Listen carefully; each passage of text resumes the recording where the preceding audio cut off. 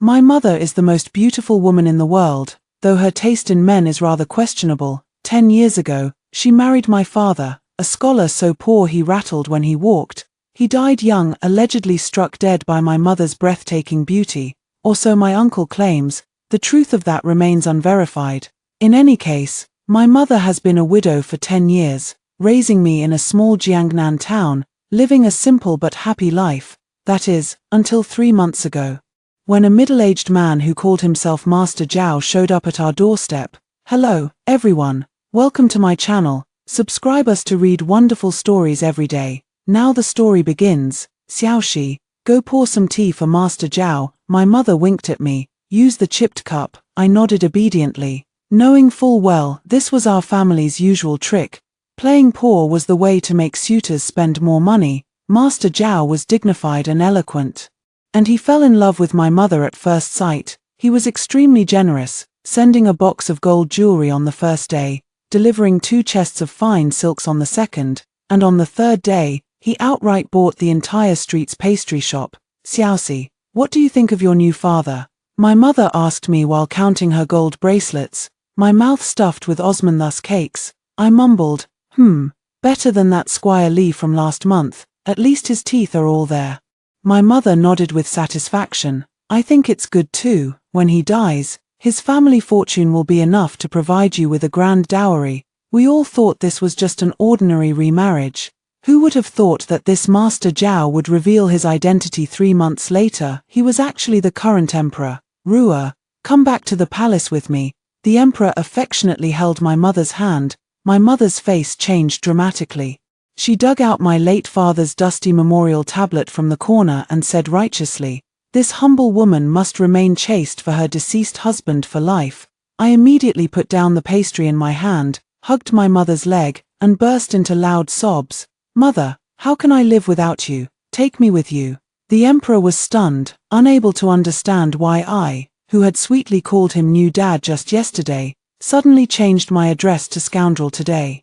But how could he know that if our family had known he was an emperor, my mother wouldn't have been counting on her fingers last night how much inheritance he would leave after his death? After all, the emperor's property couldn't possibly leave me a throne, could it? Everyone knows that the empress passed away early, leaving only a crown prince. No matter how outstanding the other princes are, they cannot shake the crown prince's position.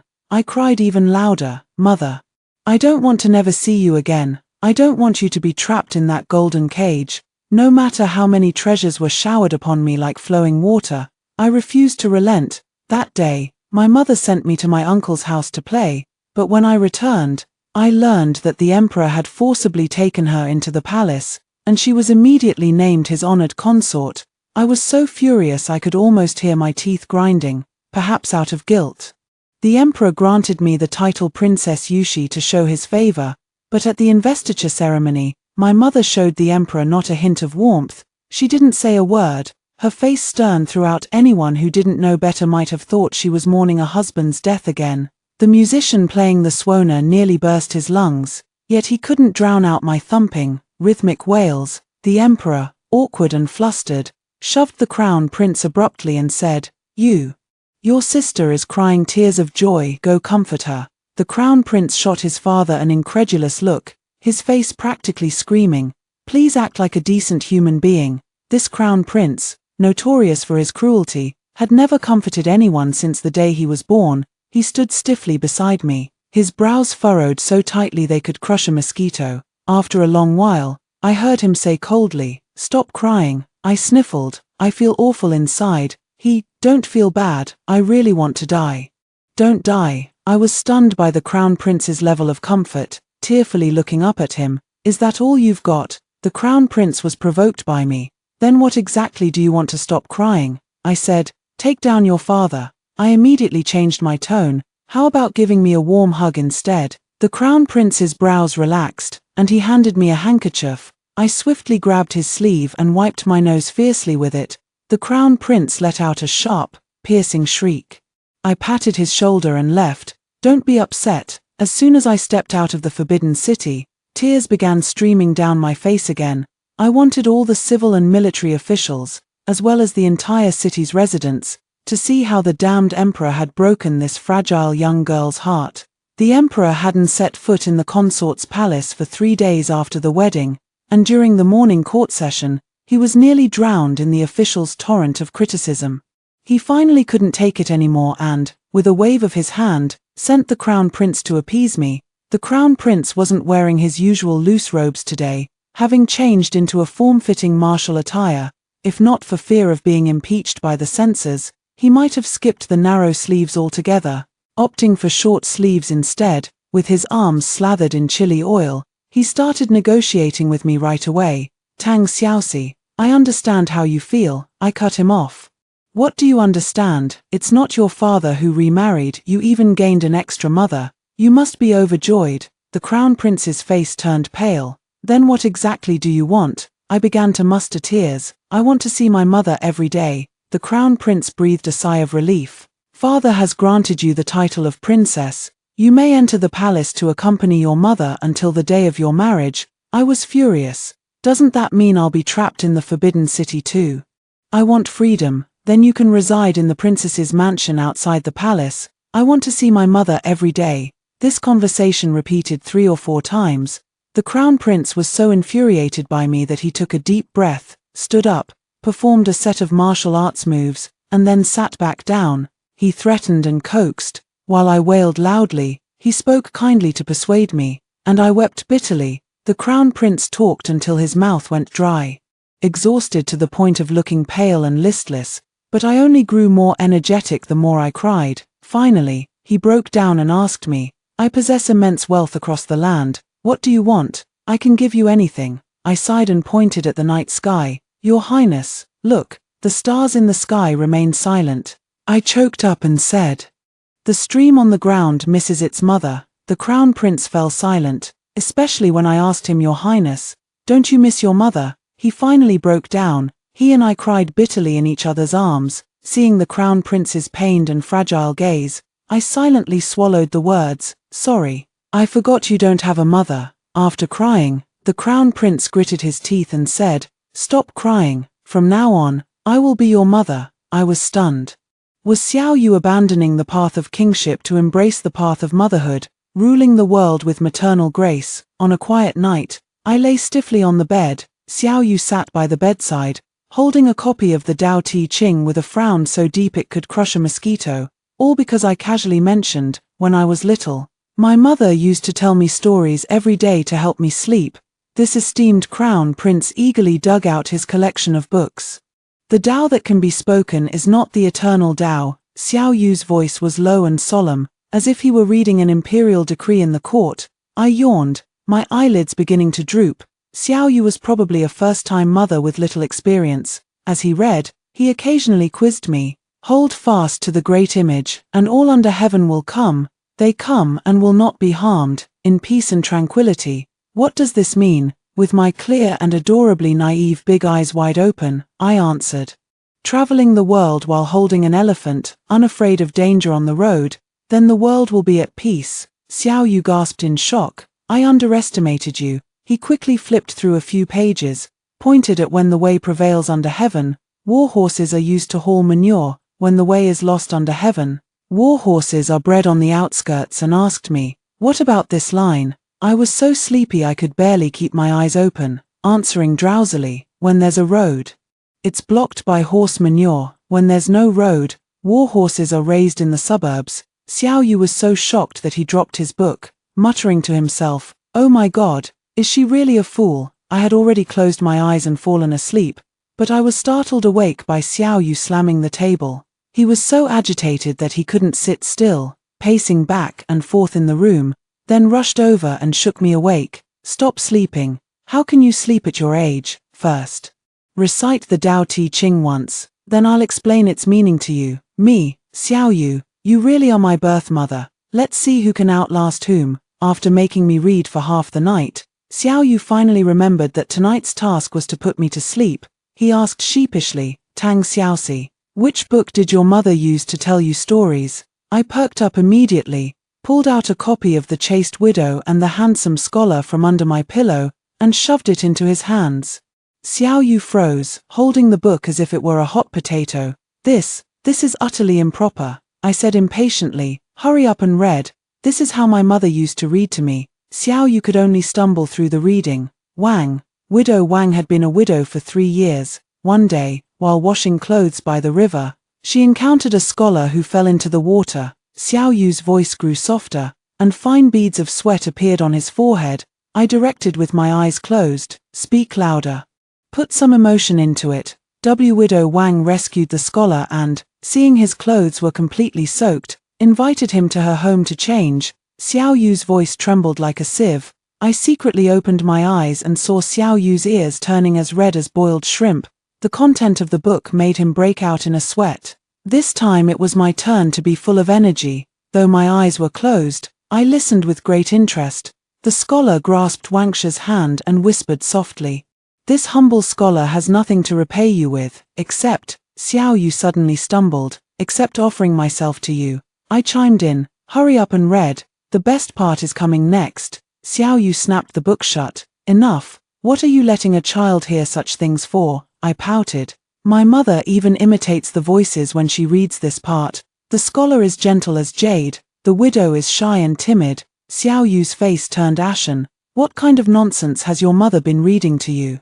I said righteously, "Marital enlightenment education." Xiao Yu was so angry with me that he couldn't speak, so he had no choice but to continue reading with gritted teeth. His voice grew softer and softer, and he kept yawning from exhaustion. I don't know how much time had passed when the reading finally stopped. I squinted and peeked, only to find Xiao Yu so drowsy that he was swaying unsteadily, his head nodding up and down like a little chick pecking at rice. He probably thought I had fallen asleep with my eyes closed, so he got up to leave. I suddenly opened my eyes. "Why did you stop reading?" Xiao Yu was so frightened that his soul nearly left his body. Almost leaping up from the edge of the bed, he took a deep breath and resignedly sat back down. A faint, weak reading voice sounded again. The scholar untied the widow's sash. The next morning, Xiao Yu, with bloodshot eyes, struggled to get up to attend the morning court session. The eunuch in charge of the seal waiting outside the door cautiously asked, "Your Highness, did you not rest well last night?" Xiao Yu instinctively replied, "This servant, ahum, I couldn't sleep last night and woke up late." The eunuch looked bewildered. "Shall this servant go wake Princess Yushi?" Even through the palace door, I could hear Xiao Yu's roar. "Are you mad? I finally managed to get her to sleep. Pass the order. Whoever wakes Princess Yushi will have their entire clan exterminated." I yawned, turned over, and went back to sleep. To make up for his guilt, the emperor officially issued an edict bestowing upon me the title of Princess Yushi, and granted me residence in the side hall of the Eastern Palace. It is said that this title was thought up by Xiao Yu. Yu is a homophone for the character Ru from my mother Tang Ru's name, while she is because I cried all day and needed someone to pity me. Pa, I don't need anyone's pity. But living in the Eastern Palace had one advantage: it was close to Xiao Yu, making it easier to bother him. One day, when Xiao Yu returned from the morning court session, I was still asleep. A eunuch rushed into the bedchamber in a panic to report, "Your Highness, Miss Yi requests an audience." I jolted awake. My first instinct was to look for Mother. Xiao Yu was quietly reviewing memorials at his desk. When our eyes met, I saw the fear of having stayed up all night in his gaze. With a snap, Xiao Yu broke the writing brush in half, intruding without reason. "Drag him out and behead him." I quickly sat up. "Wait, my mother is very gentle. She wouldn't even dare to kill a chicken." Xiao Yu hesitated for a moment and said, "But I have already killed his chicken." I was stunned for a long time before I finally understood, and said with difficulty, "I'm still a child. I don't understand what you're saying." Xiao Yu's gaze fell on another book peeking out from under my pillow, titled The Domineering Empress and the Runaway Little Husband. I quickly put on my clothes and got up, urging him, "Didn't you say a Miss Yi is looking for you? Don't keep her waiting too long. After all, I'm quite curious." Xiao Yu's reputation for cruelty is known throughout the capital. So how could there be a girl actively seeking him out? Standing in front of the hall was a woman with a graceful figure. She wore a light pink gauze dress, with delicate pearl flowers adorning her hair bun, clearly a young lady from a wealthy family. Seeing Xiao Yu come out to greet her in person, she revealed a delighted smile. But the moment she noticed me trailing behind him like a little chick, Her smile instantly froze. Your Highness, who is she? Mother, who is she? We spoke at the same time. Xiao Yu's lips twitched as he introduced. She is Yi Wanqing, daughter of Grand Tutor Yi, the future crown princess chosen for me by His Majesty. Then turning to Yi Wanqing, this is Princess Yushi, personally bestowed by the Emperor. You may treat her as your own niece. He gave me a gentle push, and I stumbled forward 2 steps, subconsciously opened my mouth. Hello, Aunt Yi. Yi Wanqing's expression changed several times, utterly shocked by our messy relationship. She forced a smile. Xiaoxi has grown so tall. I even held you when you were little. As far as I know, Grand Tutor Yi's daughter is only 1 year older than me. We played together as children. If holding means she dropped me on the ground, then she really did hold me, 10 years apart. And I never expected our generational titles would change. Xiao Yu asked, what business do you have with me? Yi Wanqing snapped back to attention. My family is hosting a flower viewing banquet tomorrow. I hope your Highness will grace us with your presence. Xiao Yu visibly relaxed. I'm busy. Take Xiaoxi to enjoy herself instead. Keep an eye on her and don't let her snack recklessly. Yi Wanqing's mouth twitched, as if she wanted to say, do you think my house is a daycare? But she held back and reluctantly nodded in agreement. After she left, I fell into deep thought. I remember when Yi Wanqing was a child, she was the little tyrant of our street. Her arms were thicker than my thighs. Her temper was fiery, and her behavior was wild. She even stole my dried fish for an entire year. If she becomes the crown princess, will I have any peace in the future? Thinking of this, I grabbed Xiao Yu's sleeve, trembling. After she marries you, she won't bully me, will she? Xiao Yu was taken aback and fell into deep thought. The next day, the Yi family's flower viewing banquet invited nearly all the noble young ladies of the capital. In their eyes, I was merely a pitiful figure who relied on my mother's favor, only securing a seat due to my past connection with Yi Wanqing. Belonging to different circles, I had no intention of forcing my way in. A small table was set before me, laden with various kinds of dried fish. This was specially arranged by Xiao Yu, who feared I might not eat my fill at someone else's home. The noble ladies are reciting poetry and admiring flowers over there, while I'm here eating with great relish. The aroma of dried fish drifted over to the noble ladies. Lin Jiro, the daughter of the Minister of Revenue, was elegantly appraising a peony. This ink orchid is elegant and refined, with a light fragrance, but there's a sort of, why is there a fishy smell? What's going on? Where is this scent coming from? She swallowed her saliva, her gaze sweeping around before finally settling on me. In an instant, everyone's eyes turned toward me. I looked up blankly. The dried fish in my hand frozen mid-air. I didn't know whether to eat it or put it down. Would you like some? Lin Jiro laughed in disbelief. Princess Yushi is truly uncouth. This flower viewing banquet is such an elegant occasion, yet you're here feasting and chewing, utterly ruining the beautiful scenery. A young lady from a duke's household crossed her arms and sneered, as expected of a wild girl from a backwater. Does the imperial consort think climbing into the emperor's bed makes her so great that she doesn't even teach her daughter manners? I stared at them blankly, and with a clench of my back teeth, the dried fish snapped in two. They thought I was scared out of my wits. One of them, holding a pot of peonies, walked over with a smile. Princess Yushi, do you know what this is? I bet you can't recognize it. It's a jade hibiscus, priceless and hard to come by. Before she could finish, I lunged forward like a tiger pouncing on its prey and bit the flower to pieces. The girl was so frightened that her flowery complexion turned pale, and she quickly let go. The flower pot fell to the ground and shattered into pieces. Lin Jiro screamed, "Are you insane? This jade hibiscus cost me 1,000 taels of silver." I chewed the petal in my mouth, frowned, and spat it out. It's not even as tasty as dried fish. Yi Wanqing rushed over upon hearing the commotion and nearly fainted at the sight. Just as chaos erupted, a eunuch's shrill voice came from outside the door. "His Highness the Crown Prince has arrived." Everyone froze. Xiao Yu, clad in a black brocade robe, strode in with purpose. He glanced at the shattered flower pot on the ground, then at the petal residue at the corner of my mouth, his brow slightly furrowed. What happened? His voice was quiet, yet it silenced the entire garden. Lin Jiro rushed to accuse. "Your Highness, please see the truth. Princess Yushi deliberately destroyed the precious flowers and spoke disrespectfully. Xiao Yu looked at me. Is that so? I blinked my eyes, looking innocent. They said this flower was delicious, so I took a bite. Who knew it would taste so awful? The noble ladies collectively gasped in shock. They had never seen someone so shameless. The corner of Xiao Yu's mouth twitched, as if he wanted to laugh but held it back. He cleared his throat. Since it doesn't taste good, don't eat it in the future. Then he turned to the group of noble ladies. Ladies, please forgive her. Princess Yushi is young and ignorant. I will discipline her properly when we return. After saying that, he grabbed the back of my collar and carried me away like a kitten. In the carriage on the way back to the palace, Xiao Yu finally couldn't hold back his laughter. You bit the flower. That's so like you. I shook my head proudly. Who told them to speak ill of my mother? Xiao Yu suddenly turned serious. But don't do this again in the future. The palace is not like the outside world. It's easy to dodge a spear in the open, but hard to guard against an arrow in the dark. I tilted my head to look at him. Then how do you usually cope? This prince is the crown prince. Naturally. He paused, lowering his voice. Naturally. I also have to play dumb.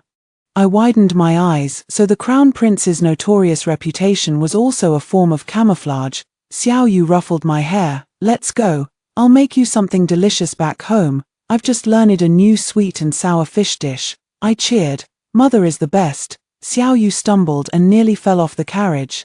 3 days after the Yi Mansion flower viewing banquet, my heroic feat had spread throughout the entire capital. Have you heard?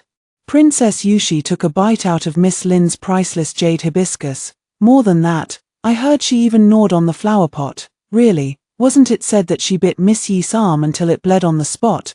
The rumors were getting more and more outrageous. I crouched at the entrance of the Eastern Palace's small kitchen, munching on Xiao Yu's specially made honey-glazed fish jerky while listening to the eunuch's gossip.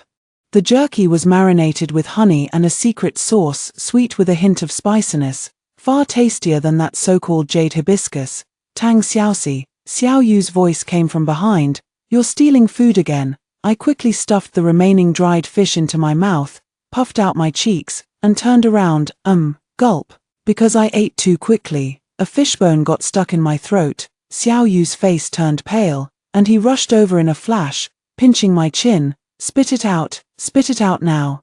He pinched me until my eyes welled up with tears, and I finally managed to spit the dried fish into his palm.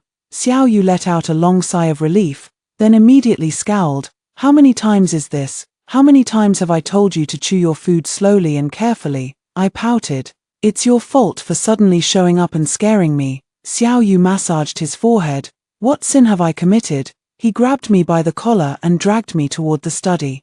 Copy the analects 3 times today, no dinner until you finish, I wailed. Mother, I was wrong. Xiao Yu stumbled, nearly falling. Ever since he promised to be my mother, I've loved using this title to provoke him. Every time, I get to watch this notoriously ruthless crown prince show a look of utter shame and fury. In the study, Xiao Yu laid out paper and brush for me, then sat nearby reviewing memorials. I pretended to copy a couple of lines before zoning out. Xiao Yu.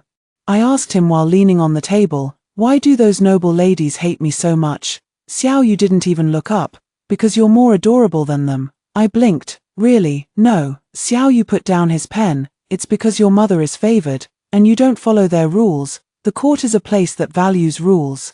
And someone like you who stands out makes them uneasy. I pondered thoughtfully. So, I should learn the rules. Xiao Yu finally looked up at me, a mischievous smile curling at the corner of his mouth. No, you should make them even more uneasy. Me, Minister Lin's wife, is hosting a tea party tomorrow and has invited you.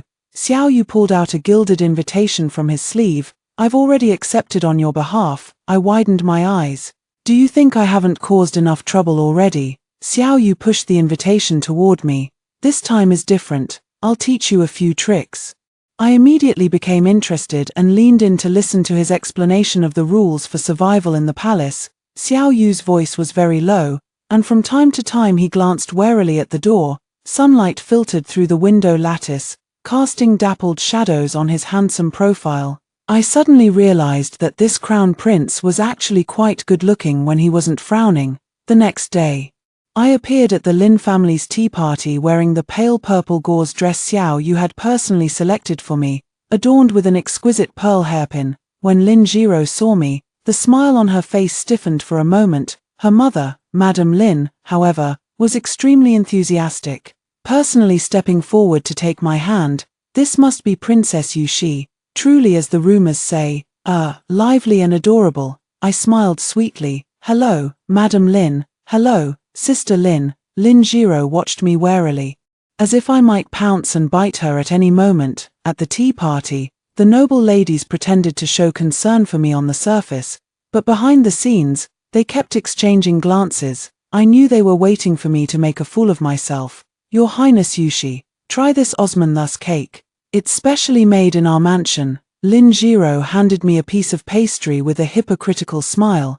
I took the pastry, and under everyone's watchful eyes, suddenly my hand trembled, and the cake fell to the ground. "Oh no," I exclaimed. "Sister Lin, why did you push me?" "Lin Jiro, when did I push you?" I blinked with a pitiful expression. "I'm sorry, it was my own carelessness." Sister Lin would never intentionally embarrass me. The noble ladies exchanged uneasy glances. Lin Jiro's face turned livid with anger. "You're lying, I never touched you." I lowered my head, shoulders trembling slightly, though in truth, I was stifling laughter. During the subsequent tea party, I perfectly demonstrated what it means to be a green tea bitch. When Lin Jiro handed me tea, I accidentally spilled it. When she spoke, I unintentionally interrupted. When she displayed her embroidery, I sincerely praised. "Sister Lin's embroidered duck is so adorable." "It's a mandarin duck." Lin Jiro gritted her teeth. I suddenly realized, so that's it. No wonder its eyes are so small. Before the tea party ended, I had already succeeded in making Lin Jiro lose her composure 3 times in public. The last time, she was so angry that she stormed off in a huff, forgetting even basic etiquette. In the carriage on the way back to the palace, I excitedly reported the results to Xiao Yu. After listening, Xiao Yu nodded with satisfaction. "Not bad, you've improved, however." "But what? You're trying too hard," Xiao Yu pointed out.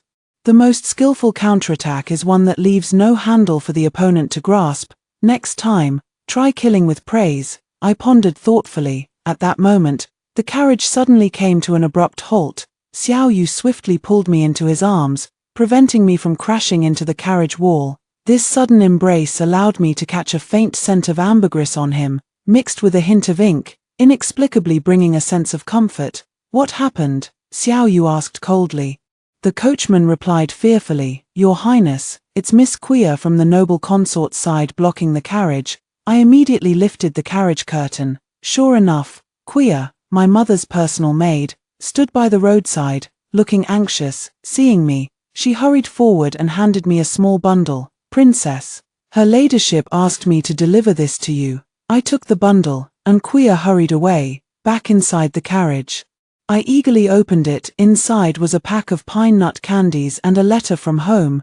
Xiao Yu tactfully turned away, giving me some privacy. I unfolded the letter, which bore my mother's familiar, delicate handwriting. The content was nothing more than the usual family greetings and reminders to behave, but in the corner of the paper, there was a small drawing of a dried fish. My heart skipped a beat.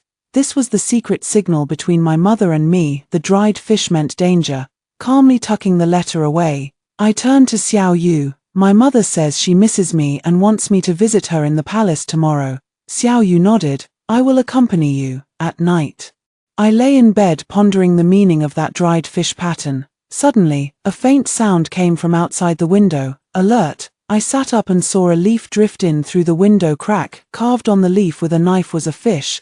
This was Xiao Yu's secret signal. I quietly opened the window. Under the moonlight, Xiao Yu stood there in night attire, as handsome as an immortal descended from heaven. He signaled for me to keep silent, then whispered, "When we enter the palace tomorrow, no matter what you see, do not show any reaction." My heart tightened. "What happened?" Xiao Yu shook his head. "Not sure, but your mother wouldn't warn you for no reason." He hesitated for a moment, then reached out to ruffle my hair. "Don't be afraid, I'm here." At that moment, I suddenly realized that this crown prince, who was forced to be my mother, had genuinely come to see me as someone in need of protection.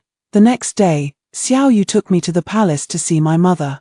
The bedchamber of consort Tang Ru was resplendent and magnificent, yet it exuded an air of desolation. My mother, dressed in a simple, elegant pale green palace gown with only a white jade hairpin in her hair, stood out starkly among the flamboyantly adorned concubines. "Your humble consort pays respects to the crown prince." My mother bowed properly to Xiao Yu before turning to me. "Xiaoxi, come here and let mother take a look at you." I threw myself into her arms and took the opportunity to whisper in her ear, "Dried fish." My mother gave an almost imperceptible nod, then raised her voice. "Why have you lost weight again? Have you not been eating properly?" Xiao Yu coughed awkwardly beside her. "Your Highness, rest assured, Princess Yushi is doing well in the Eastern Palace." My mother sneered. "Is that so? Then why did I hear that the Crown Prince made my daughter copy texts until midnight?" Xiao Yu.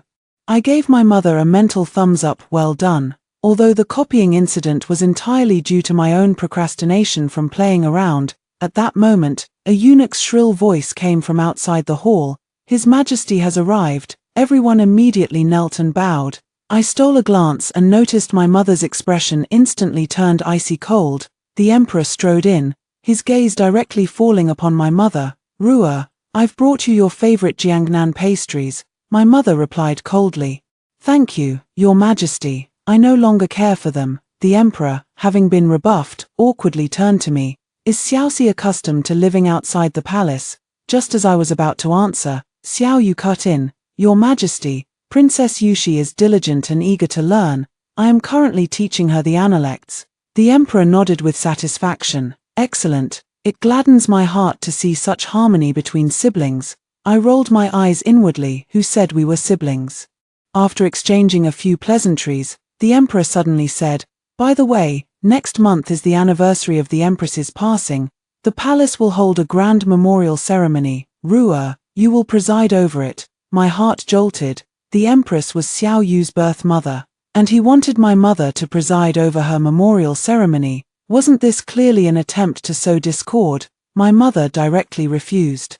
"Your humble servant lacks the seniority and dares not take on such an important responsibility." The Emperor was displeased. "This is an imperial decree." The atmosphere instantly froze. Xiao Yu's face turned extremely unpleasant. At that moment, I suddenly burst out crying with a wah sound. "Woo woo. I want to go home." Everyone's attention was drawn to me. The Emperor frowned. "What's wrong?" I sobbed and sniffled, saying, "This place is so scary. I want to return to Jiangnan.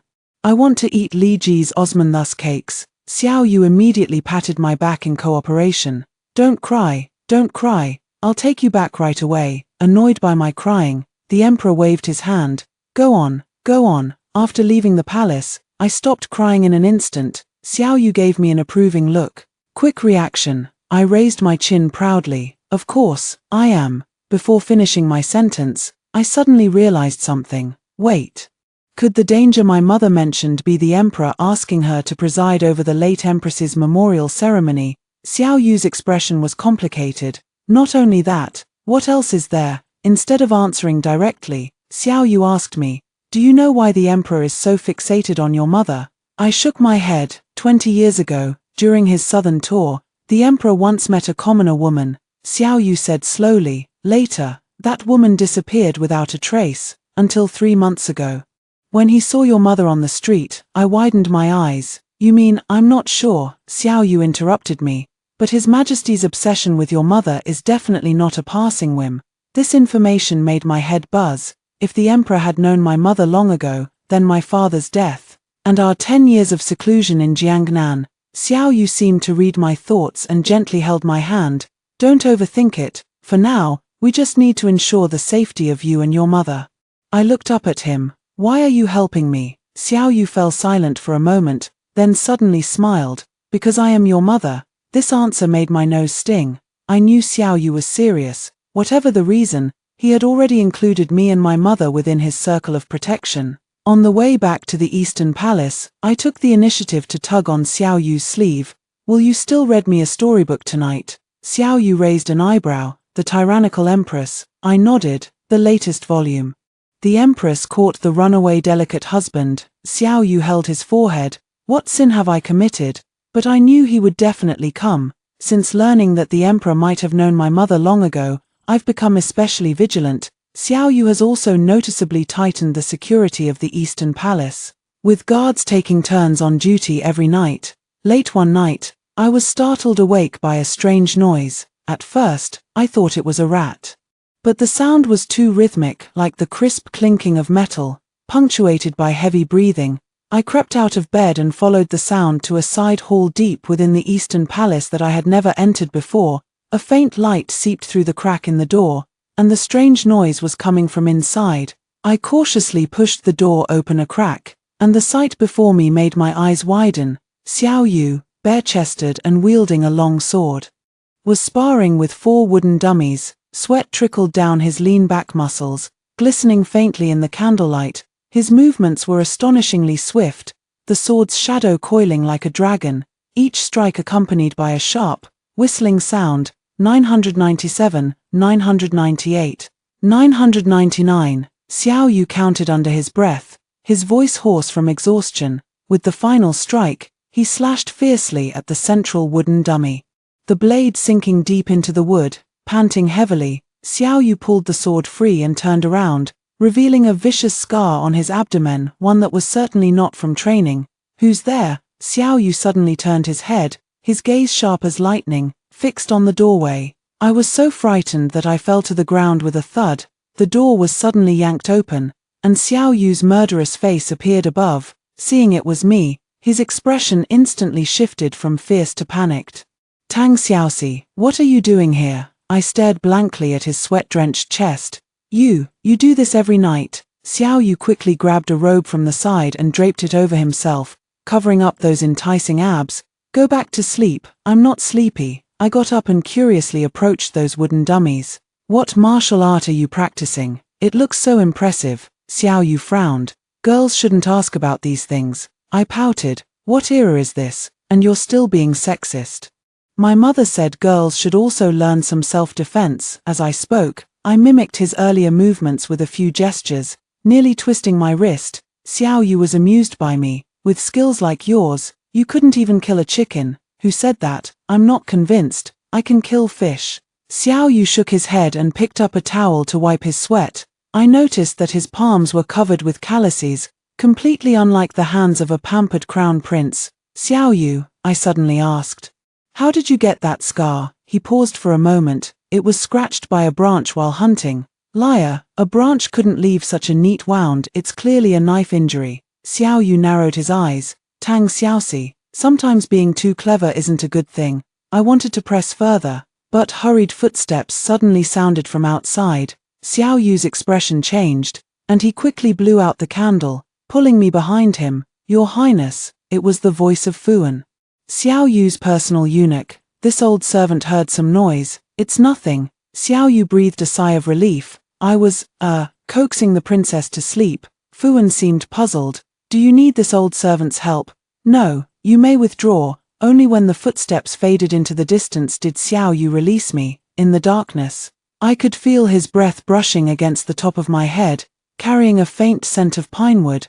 "What you saw tonight must not be told to anyone," he warned in a hushed tone. I nodded like pounding garlic. "I swear." But I grinned slyly. "You have to teach me martial arts as hush money." Xiao Yu, finally, he compromised. "Every day at yin hour, only half a shichen. Now, go back to sleep." I cheered and skipped out, then suddenly remembered something.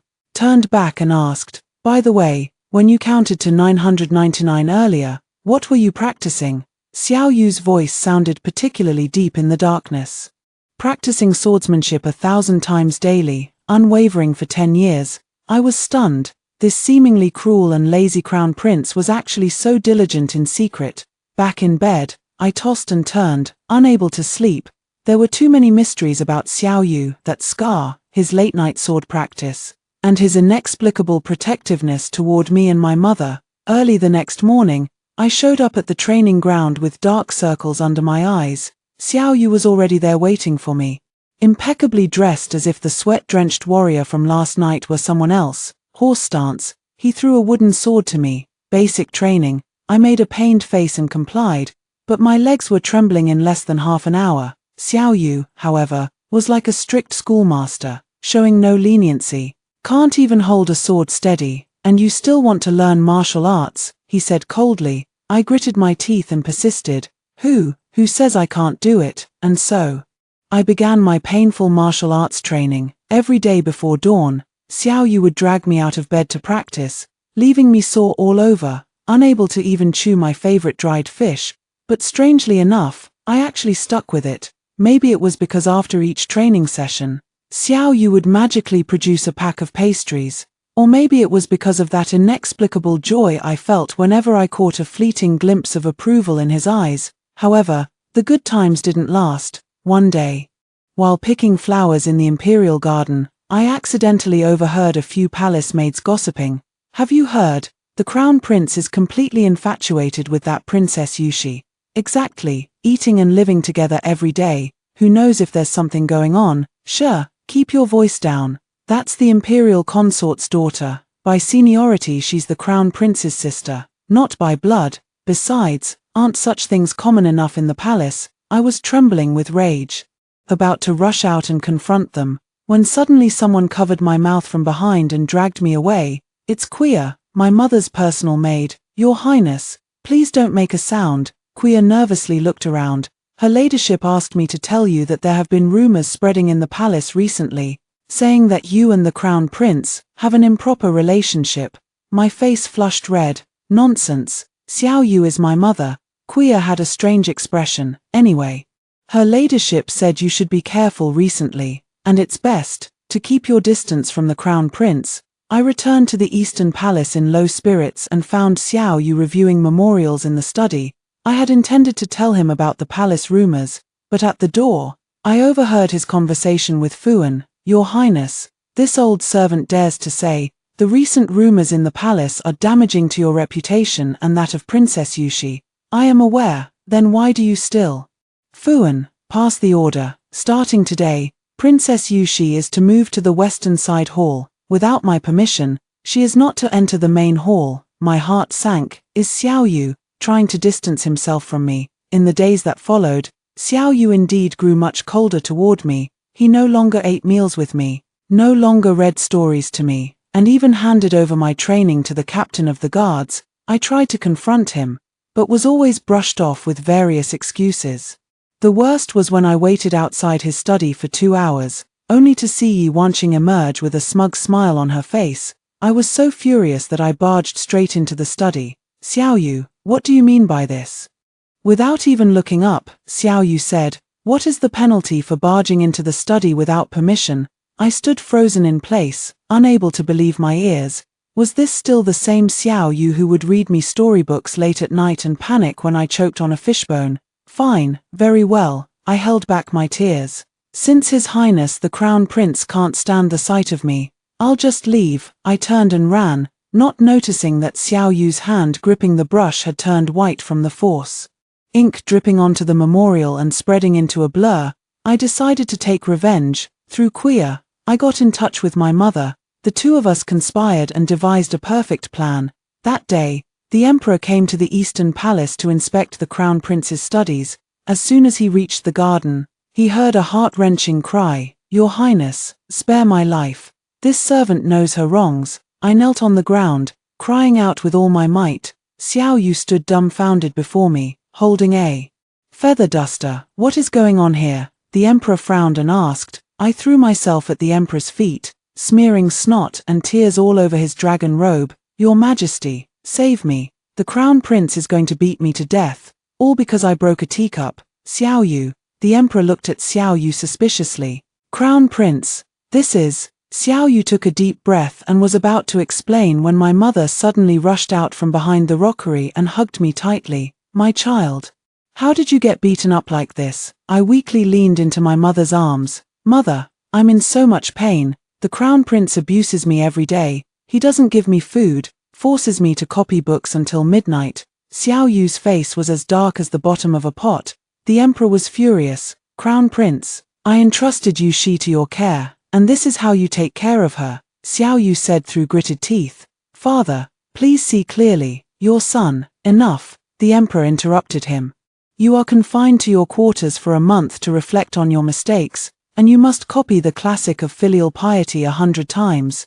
She will move to the consort's palace. The plan succeeded. I secretly stuck my tongue out at Xiao Yu, but then I saw a flicker of relief in his eyes. That night, I got my wish and moved into my mother's bedchamber. After such a long separation, mother and daughter had endless secrets to share. "Mom, what does that dried fish signal really mean?" I asked while lying on the bed. My mother whispered softly as she combed my hair. "Someone in the palace means harm to the crown prince. I've discovered that someone has been investigating the prince's late-night martial arts practice recently." My heart skipped a beat. So Xiao Yu distanced himself to protect me. Most likely, my mother sighed. That child, just like his mother, tends to shoulder everything alone. I suddenly remembered something. "Mother, do you know the Empress?" My mother's hand paused. "I've met her a few times. She was a very unique person." I was about to press further when a sudden commotion arose outside. Then, the window was gently tapped, 3 long and 2 short knocks. Xiao Yu's signal. I hurried to open the window. Under the moonlight, Xiao Yu stood in black attire, his handsome face etched with weariness. "For you." He handed me a small bundle, the latest volume of The Overbearing Empress, and some honey-glazed fish jerky. My nose tingled with emotion. "I'm sorry for framing you today." Xiao Yu shook her head. "I know you did it on purpose. You know, your acting is as exaggerated as a clumsy performer," Xiao Yu said disdainfully, though her eyes held a hint of laughter. I mustered my courage and asked, "Then why have you been avoiding me lately? Is it because of those rumors?" Xiao Yu was silent for a moment, then said softly, "Tang Xiaoxi, you don't understand. In the palace, a single rumor is enough to ruin a person. I may not care about my reputation, but you." Moonlight fell on his long eyelashes, casting a shadow. I suddenly realized how beautiful Xiao Yu's eyes were, like deep pools filled with starlight. "I'm not afraid," I whispered. Xiao Yu smiled bitterly. "But I am, at this moment." I seemed to understand something, yet felt even more confused. Xiao Yu's protection of me had already gone beyond the responsibility one would have for a burden. And as for him, "See you in a month," Xiao Yu suddenly said. "Remember, no matter what you hear about me, don't believe it." I wanted to say something more, but he had already vanished into the night. I carried the bundle back to the bed and found that, aside from storybooks and dried fish, there was also an exquisite dagger inside, its sheath engraved with a small fish. My mother saw it and said meaningfully, "The crown prince treats you quite specially." Blushing, I hid the dagger under my pillow. "He is my mother." My mother smiled without saying a word. That night, I dreamed of Xiao Yu practicing his sword under the moonlight, the blade gleaming like silk, and when he turned to look at me, his eyes were full of tenderness. After staying in my mother's palace for a full half-month, I was almost going crazy with boredom. "Mother," I dragged out my tone, sprawling on the chaise lounge like a dead fish. "I'm so bored." My mother was embroidering, not even looking up. "Go play cat's cradle with the palace maids." "I'm tired of that." "Then go feed the fish." I fed them yesterday, and they were so full they turned belly up. My mother finally put down her embroidery hoop and looked at me helplessly. "Then what do you want to do?" I sat up with a carp's leap, my eyes shining. "I want to go out of the palace and play." "No," my mother said resolutely. "The emperor has confined you to the palace for a month, and only half of that time has passed." I pouted. It wasn't just my fault. Why am I the only one being punished? Xiao Yu gets to move around freely. The crown prince is overseeing state affairs, so naturally he must attend to court matters. My mother gave me a meaningful look. "Besides, didn't you say you disliked him? Why are you now calling him Xiao Yu so affectionately?" My face flushed. Who's being affectionate with him? I'm just angry. He was the one who distanced himself from me first. My mother smiled without a word and continued embroidering her flowers. Frustrated, I slumped back down, when suddenly a brilliant idea struck me. If the main gate is blocked, why not try the side door? That afternoon, I borrowed a set of a young eunuch's clothes, then used a charcoal pencil to thicken my eyebrows. Looking into the bronze mirror, I thought, I look just like a delicate young servant.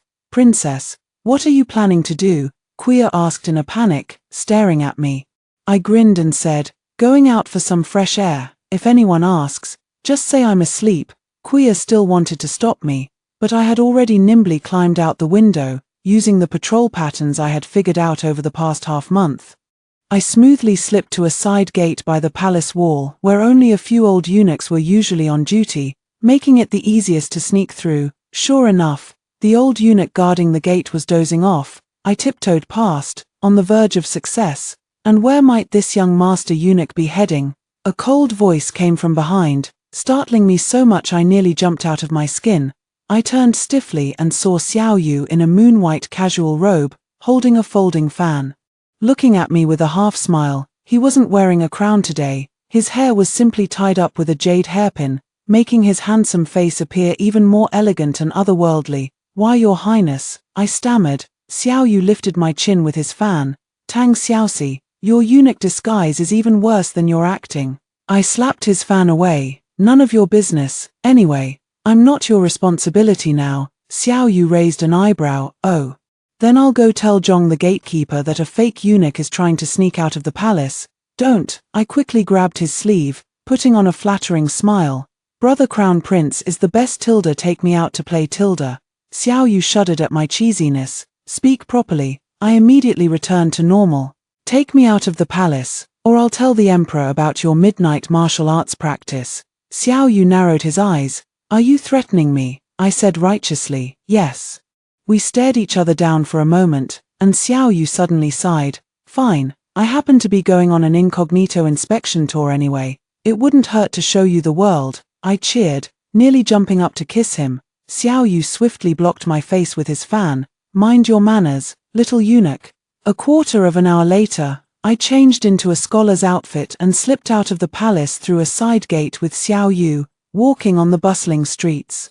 I was as excited as a country girl visiting the city for the first time, touching everything and looking around, nearly knocking over several stalls. "Restrain yourself." Xiao Yu pulled me back by the collar. "You act as if you've never been out before." "I really haven't been out much," I said righteously. "In Jiangnan, my mother was afraid I'd be kidnapped, and in the capital, you're afraid I'll cause trouble." Xiao Yu shook his head helplessly but did not try to stop me again. We strolled all the way to the West Market, where shops were lined up in rows and the crowds were bustling, making it even livelier than the East Market. "I brought you here today for serious business." Xiao Yu lowered her voice. "Recently, the tea trade between the court and the western regions has encountered problems, with prices plummeting and many merchants going bankrupt. His Majesty has ordered me to investigate discreetly." I blinked. So later, I will meet with a few tea merchants. You stay quietly by my side and listen, no interrupting." I pouted. "Understood." Xiao Yu took me into a tea house called Qingming Pavilion. The manager greeted Xiao Yu warmly as soon as he saw him. "Young Master Xiao is here." The several proprietors have been waiting in the private room for quite some time. In the private room sat 3 middle-aged men, all dressed luxuriously, clearly wealthy merchants. Upon our entry, they promptly stood up and bowed in greeting. No need for formalities. "Gentlemen," Xiao Yu waved his hand, gesturing for me to sit beside him. "I've come today to inquire about the tea market." The ensuing conversation was dreadfully dull, filled with terms like taxes, transportation, product quality. I was so bored I couldn't stop yawning. Until they mentioned one phrase, colluding to lower prices. "Young Master Xiao, you may not be aware," a plump merchant sighed. "Recently several major trading companies from the western regions have been colluding to drive down prices, deliberately suppressing the value of our tea. They have deep pockets and can afford short-term losses, but we small-scale operators," indeed, a thin man chimed in, "they first bought at high prices, and once we expanded our cultivation scale, they suddenly slashed the prices, leaving us bankrupt." The more I listened, the more familiar it sounded. Wasn't this the same trick those unscrupulous merchants from the Jiangnan fish market often used?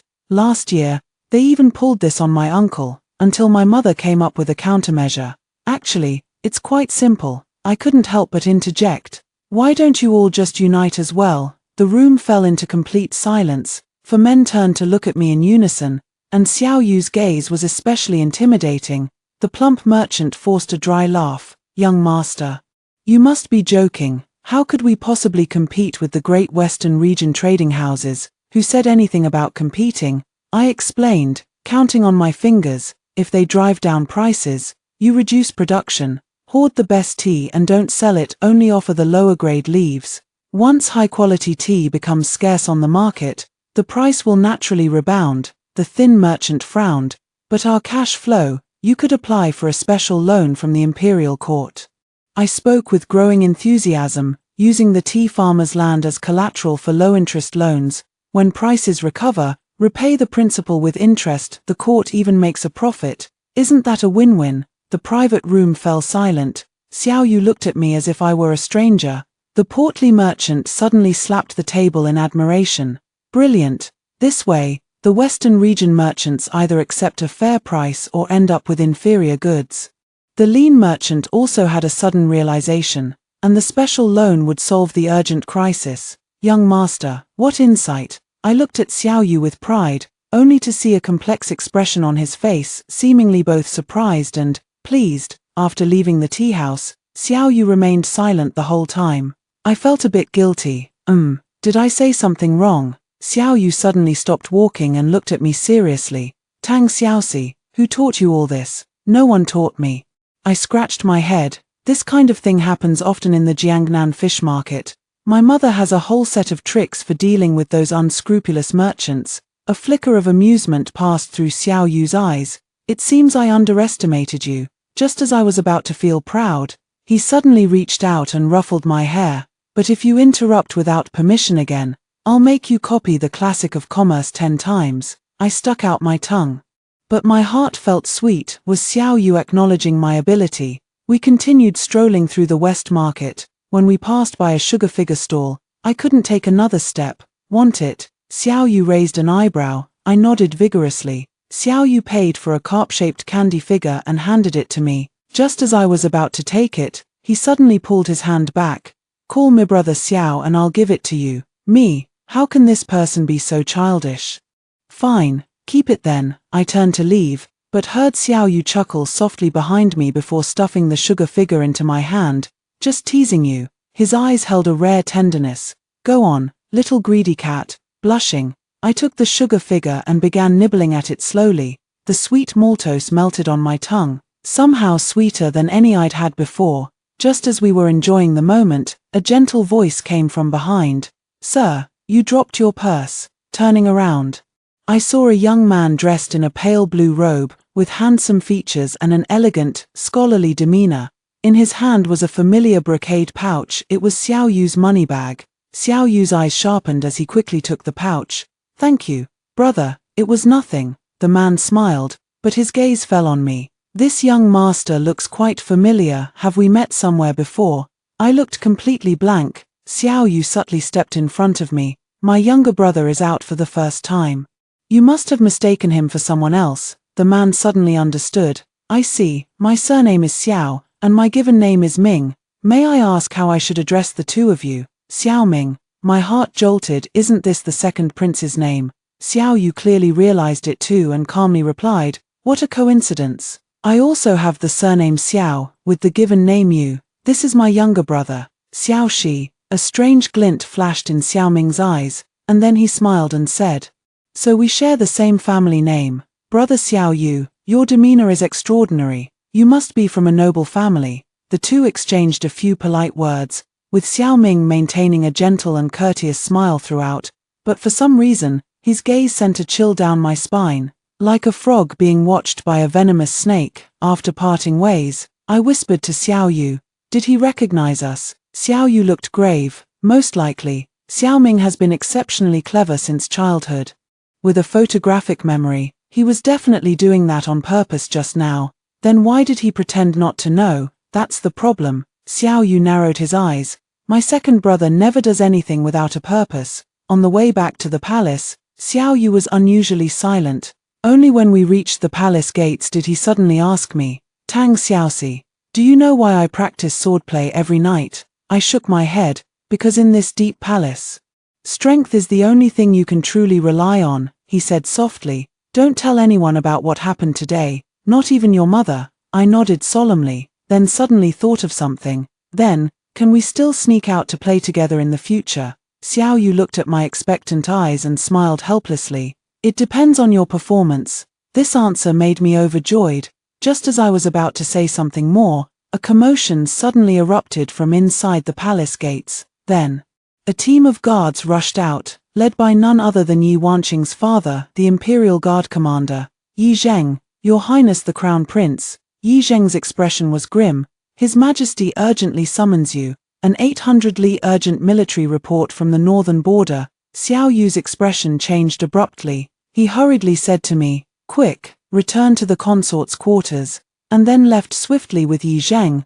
I returned to my mother's palace with a sense of unease, only to find her packing her belongings. "Mother, what's wrong?" My mother turned around, her expression unusually grave. "Xiao Shi, the war has broken out at the border. The emperor has ordered the crown prince to lead the army to the front in 3 days." I felt as if struck by lightning. The candy figure in my hand fell to the ground with a clatter, shattering into pieces. The news of Xiao Yu's impending campaign weighed on my heart like a heavy stone, leaving me unable to eat for 3 days.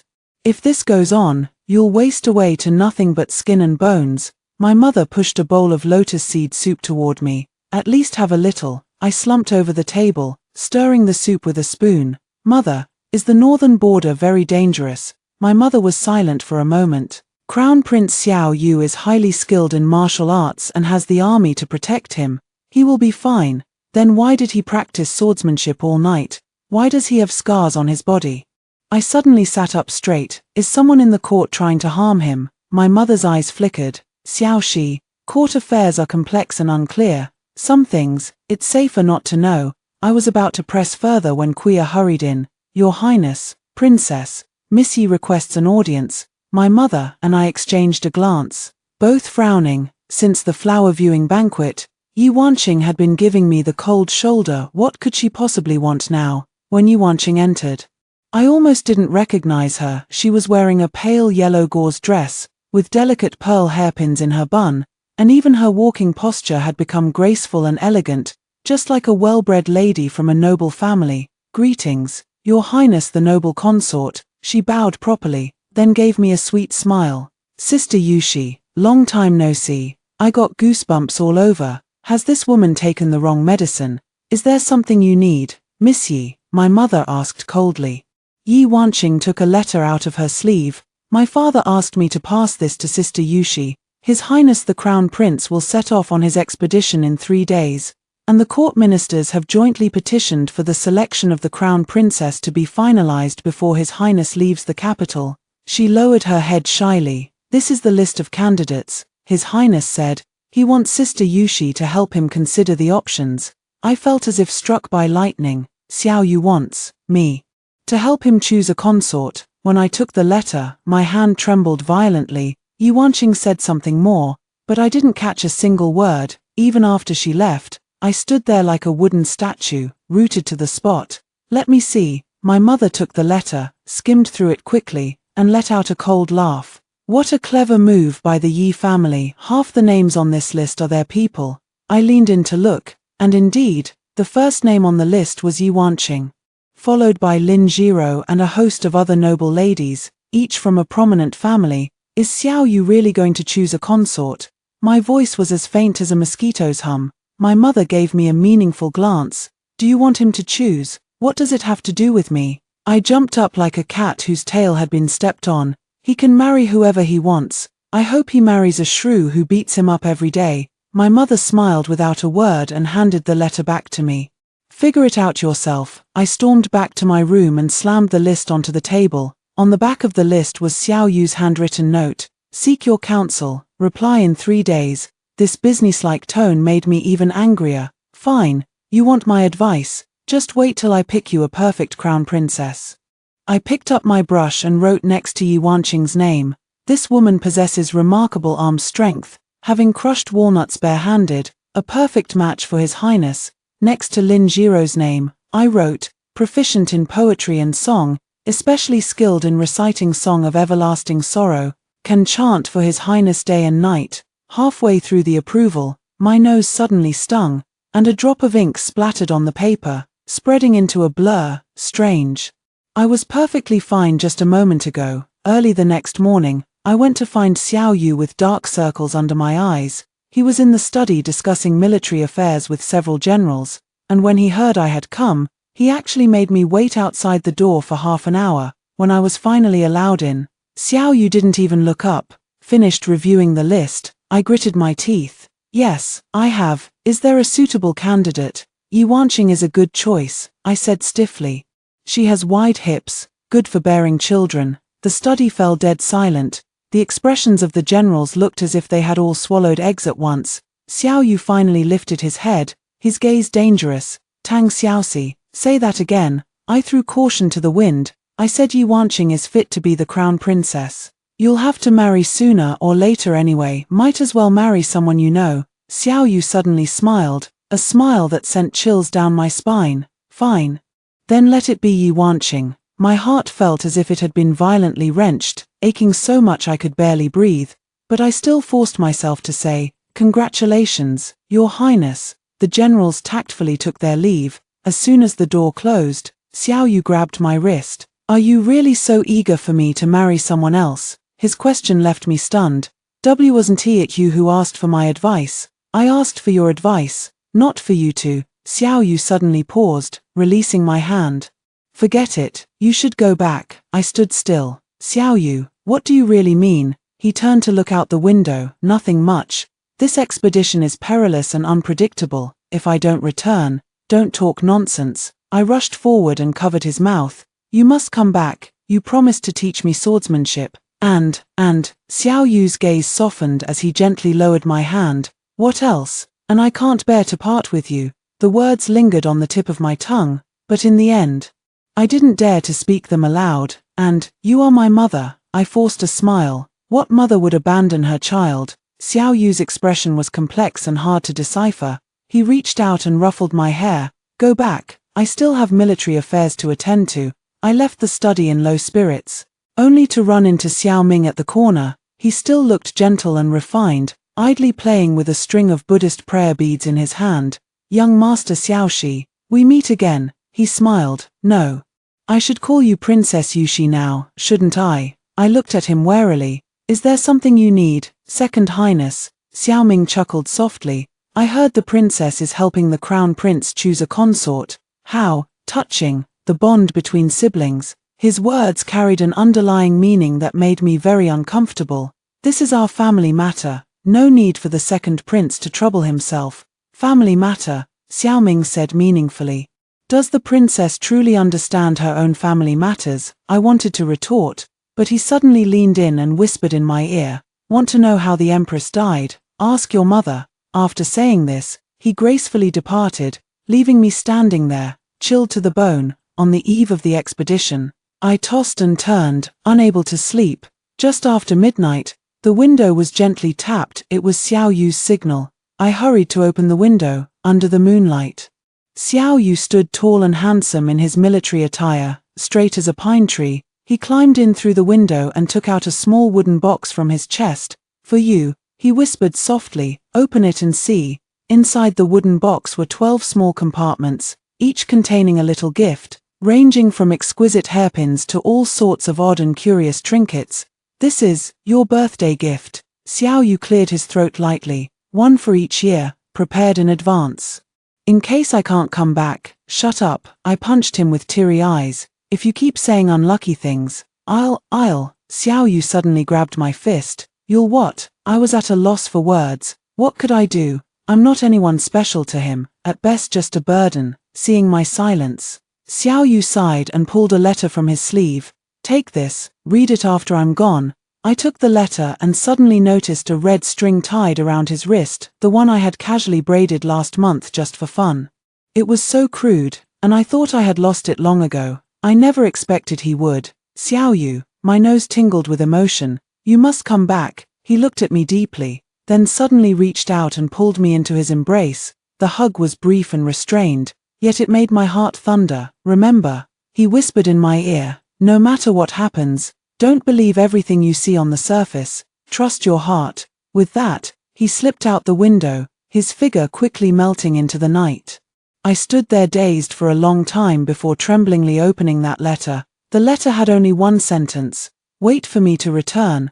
I have something to tell you. Holding the letter, I laughed and cried like a fool. In that moment, I finally understood my own feelings. I liked Xiao Yu, not as a daughter's dependence on her mother, but as a woman's admiration for a man. This realization filled me with both sweetness and fear. He is the crown prince. I am his sister. Is there any possibility between us? 3 days later, the army set out. I stood on the city wall, watching Xiao Yu ride away on his tall horse until his figure disappeared into the dust. On the way back to the palace, I decided to do something bold, disguise myself as a man and sneak into the army.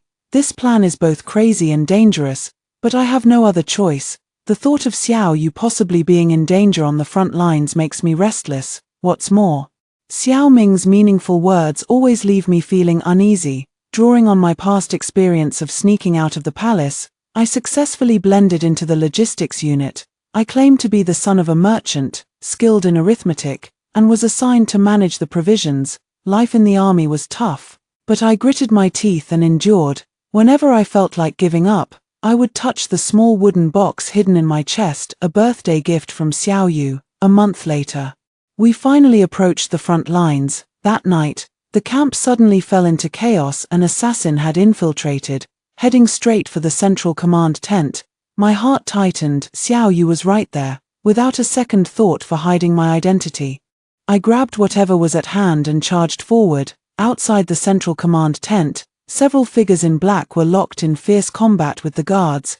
Thinking quickly, I pushed a cart of stinky dried fish and rushed over. Make way. The sudden stench made the black-clad figures unable to keep their eyes open, and I seized the chance to scatter the dried fish all over them. What kind of hidden weapon is this? One of the black-clad figures cried out in agony. I said with righteous indignation, Jiangnan's special stinky dried fish, my mother's self-defense technique passed down to me. Amid the chaos, a familiar voice called out, Tang Xiaoxi. I turned and saw Xiao Yu standing in front of the tent, his face full of disbelief. He had lost weight and tanned, but his eyes were still as bright as stars. Hi, Mom, I chuckled awkwardly, surprised. Xiao Yu's expression shifted from shock to anger, then to helplessness, finally settling into a complex look of being torn between laughter and tears. You really are. Before he could finish, his expression suddenly changed, and he lunged toward me. Watch out. A hidden arrow grazed his shoulder, drawing a trail of blood droplets. I screamed and caught the staggering Xiao Yu. Protect the crown prince. The guards swarmed forward and quickly subdued the remaining assassins. Inside the military tent, I frantically helped Xiao Yu bandage his wound. His bare upper body had well-defined muscle lines, with that old scar particularly conspicuous. Does it hurt? I asked softly. Xiao Yu shook his head, suddenly grabbing my hand. Why did you come? I lowered my head without answering. Tang Xiaoxi. He lifted my chin, forcing me to meet his gaze. Answer me. I took a deep breath. Because I missed you. Xiao Yu's pupils suddenly contracted. His Adam's apple bobbed as if he was struggling to restrain something. In the end, he simply held me gently in his arms. Silly girl. This embrace was warmer and more real than the one before our parting. Leaning against his chest, listening to his strong heartbeat, I suddenly felt that all the hardships along the way were worth it. Your Highness, a guard hurried in. The assassins have confessed. They are. Xiao Yu raised his hand to stop him. Leave. Report tomorrow. After the guard withdrew, Xiao Yu looked at me seriously. Tomorrow morning, I will send someone to escort you back to the capital. I immediately objected. I'm not going back. It's too dangerous here. Then I must stay even more, I said stubbornly. I can help. If it weren't for my dried fish earlier. Xiao Yu massaged his forehead. Forget it. He suddenly turned serious. But you must promise me, no matter what you hear or see, don't act recklessly. Understood? I nodded like pounding garlic, but secretly began calculating. Xiao Yu was clearly hiding something from me. Since he wouldn't tell me, I'll investigate myself. Tang Xiaoxi, you come out right now. Xiao Yu's furious roar echoed throughout the entire military camp. I hid behind a pile of provisions, trembling as I clutched a bag of roasted rice. Ever since I used stinky dried fish to fend off an assassin 3 days ago, Xiao Yu has been stuck in some strange cycle. During the day, he coldly ignores me, but at night, he secretly brings food to my tent, and now, my identity as a woman has been exposed. The whole camp knows that the Crown Prince has a female strategist disguised as a man under his command. Last warning. Xiao Yu's voice grew closer. If you don't come out now, tonight's honey-glazed dried fish will be confiscated.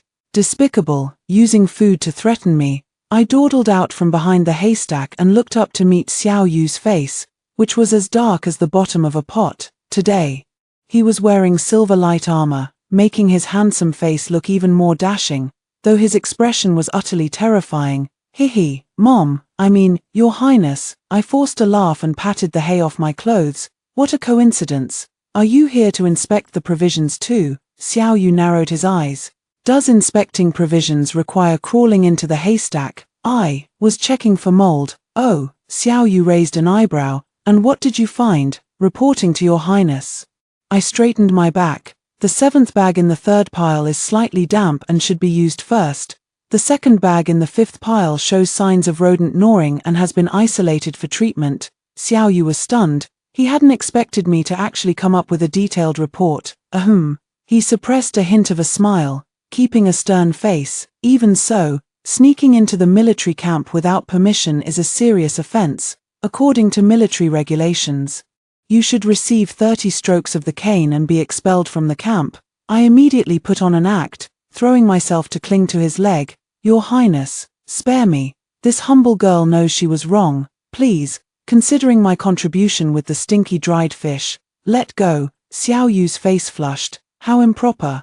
I held on even tighter. I won't let go, not unless you promise not to drive me away.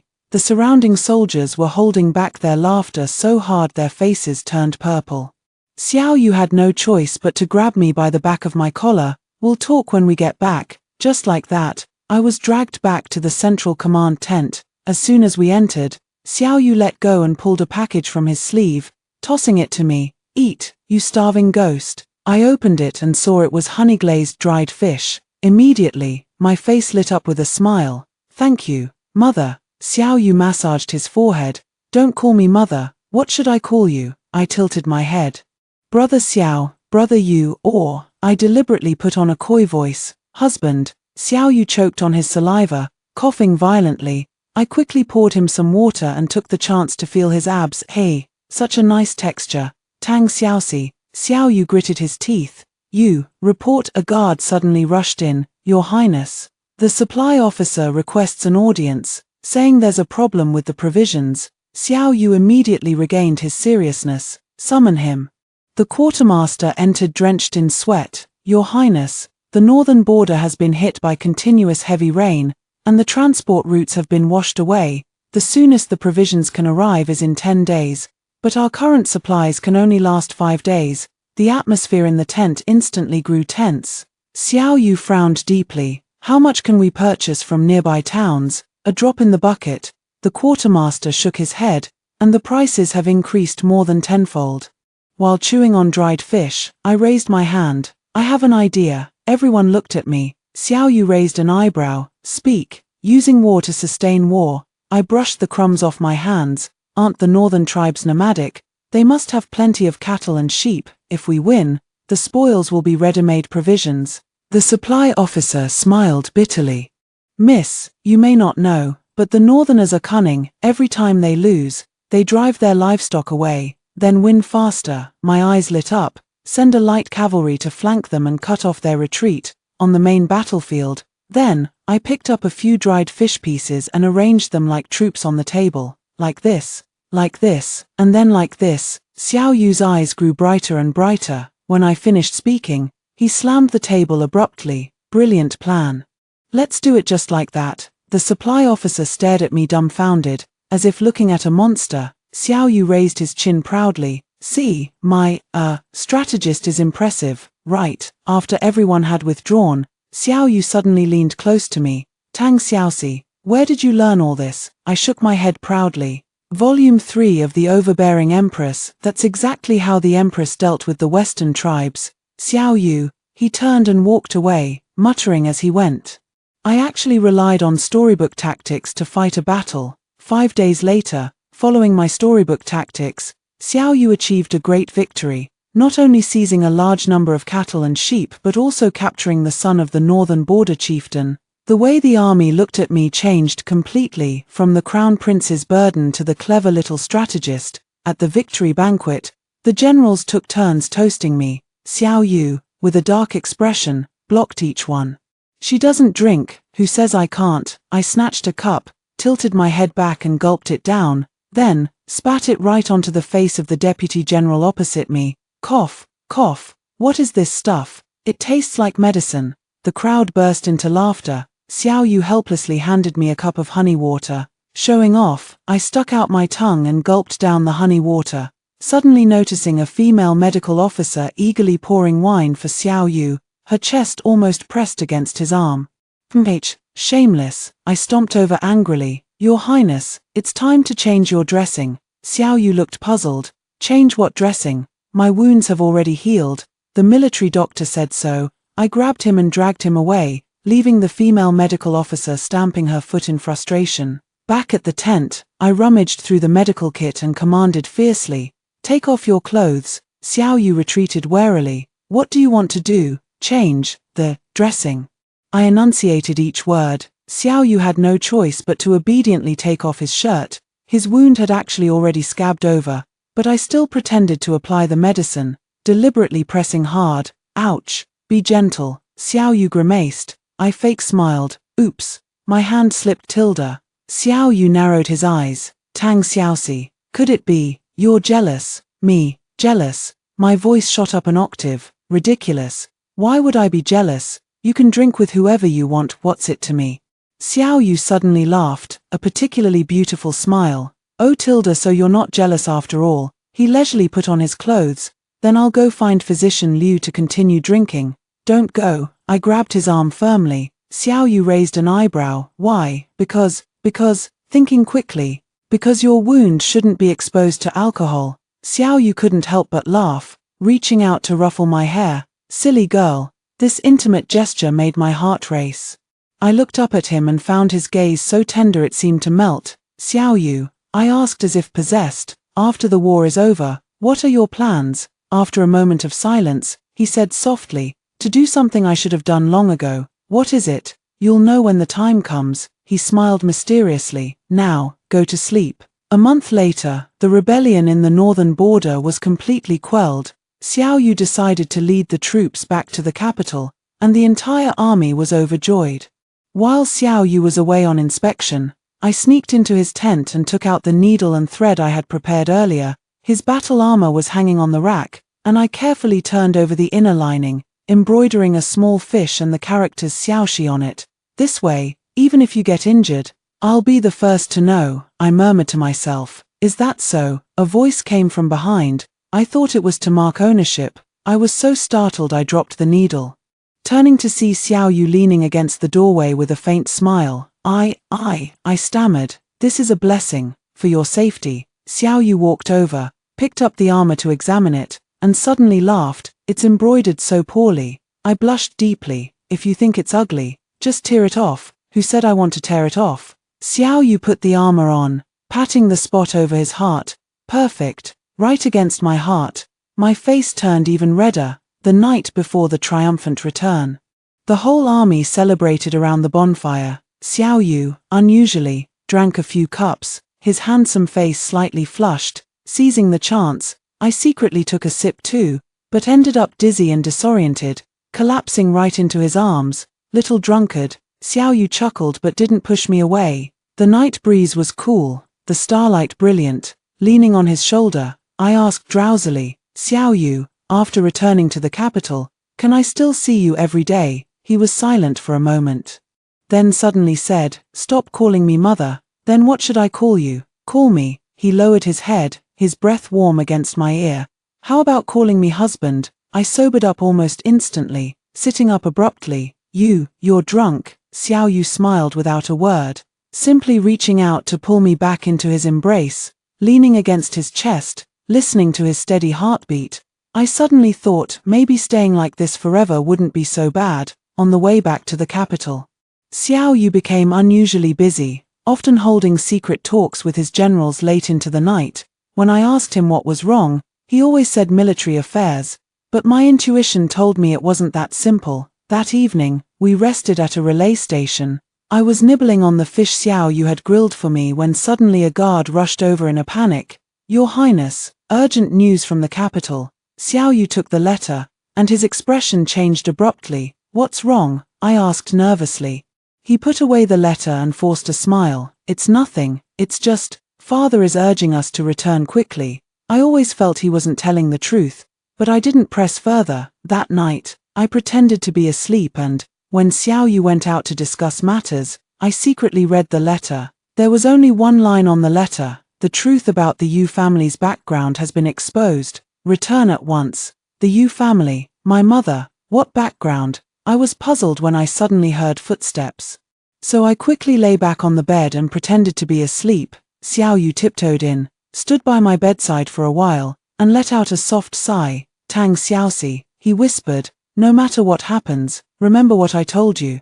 I wanted to open my eyes and ask him what he meant, but a wave of drowsiness suddenly washed over me, and I soon fell into a deep sleep. In my dream, I saw Xiao Yu wearing a bright red wedding robe, reaching out to me. My dear, let's go home. As soon as the carriage returning to the capital entered the city gate, I was escorted away by a team of imperial guards. Princess Yushi, by the emperor's order, you are to enter the palace immediately, the leading guard said expressionlessly. I looked at Xiao Yu, but he only shook his head slightly and mouthed to me, don't be afraid. Just like that, I was taken to the Zichen Hall. The atmosphere inside was so tense it felt suffocating. The emperor sat sternly on the dragon throne, his face dark. My mother knelt to the side, her hair disheveled. Xiao Yu was held by the guards, a trace of blood at the corner of his mouth. Clearly, he had already been struck. Kneel, the emperor roared. My legs gave way, and I dropped to my knees. Why, your majesty, silence. The emperor grabbed a teacup and smashed it in front of me. I have treated you well, granted you the title of princess. Is this how you repay me? Seduce the crown prince, attempt incest. My mind went blank. Incest? I didn't. How dare you quibble? The emperor laughed in extreme anger. Guards, bring up the evidence. A eunuch stepped forward holding a stack of letters. At a glance, I saw they were all correspondences between Xiao Yu and me, including that note that said wait for me to return. I have something to tell you, but these letters had clearly been tampered with many overly sentimental additions. I didn't write this. I was so anxious tears nearly welled up. Someone forged this. The emperor sneered. Then what about this? He threw down a jade pendant. It was one my mother always wore, engraved with the character Jade. 20 years ago, during my southern tour, I encountered a woman who claimed her surname was Yu.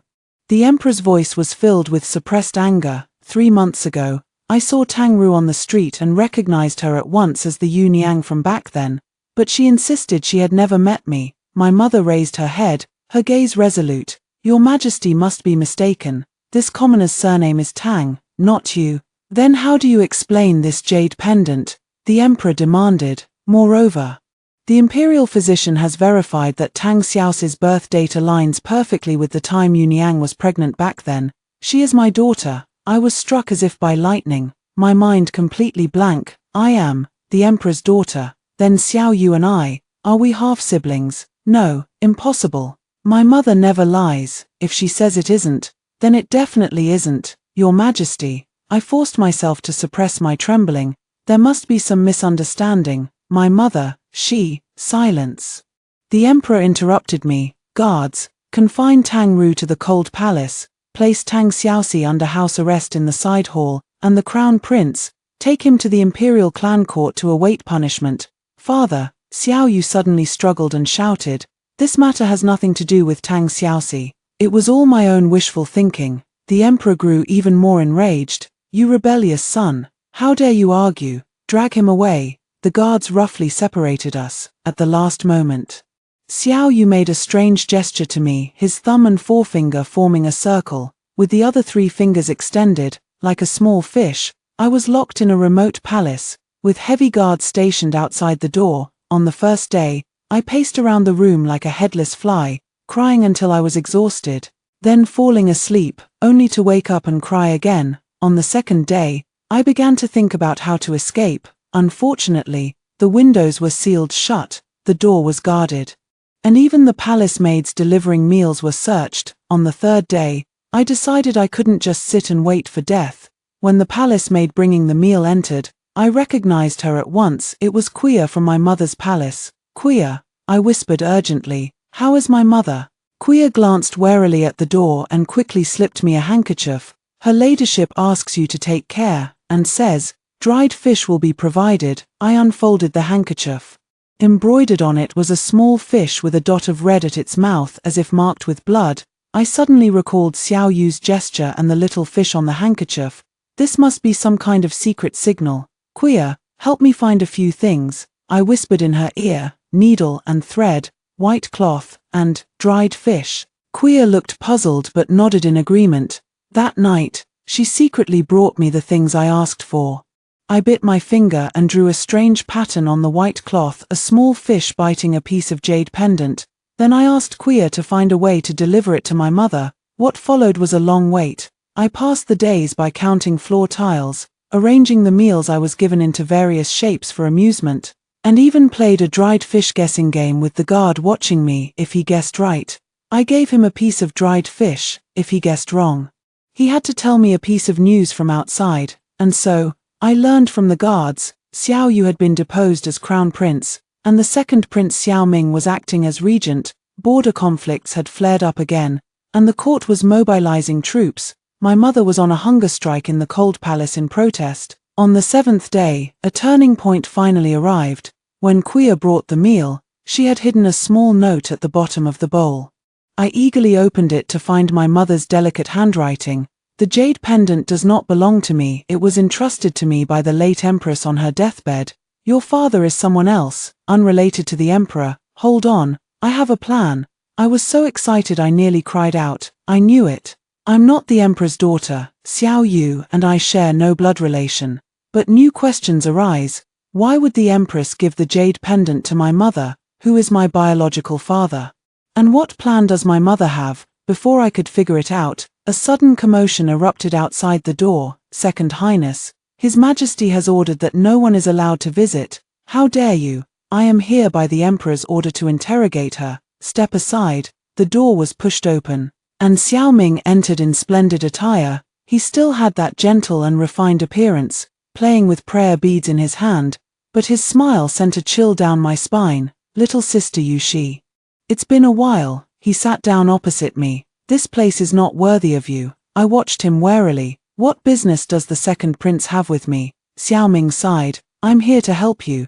The crown prince is foolish, actually developing improper feelings for his own sister. But I know you're a clever person. He pulled an imperial edict from his sleeve. As long as you press your fingerprint here, admitting that the crown prince forced you, I guarantee you and your mother will leave the capital safely. I took the edict and looked. Good heavens. This wasn't a confession, it was a list of Xiao Yu's 10 major crimes, from defiling the palace to plotting rebellion. Each charge was punishable by death. Second Highness, I suppressed my anger. What if I refuse? Xiao Ming's smile remained unchanged. Then don't blame me for disregarding sibling bonds.